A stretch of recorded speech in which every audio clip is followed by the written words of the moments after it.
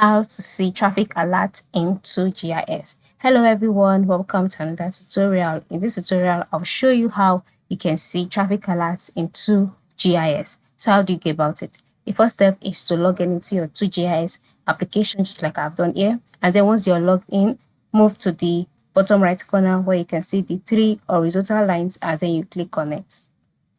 By clicking on it, a box will be displayed. In this box, ensure you select settings, which is found under interesting places.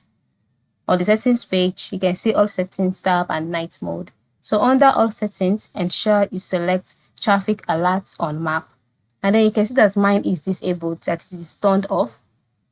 So if yours is turned off as well, ensure that you tap on the toggle this way and then it will come on automatically. Alright, this is how to turn it off, this is how to turn it on. And once it's turned on, you will then be able to see and receive traffic alerts on your map. So it's as simple as that. So I'm sure this has answered your question. So endeavor to subscribe to this channel, leave a thumbs up, and then recommend this video to your friends and family. Thank you for watching.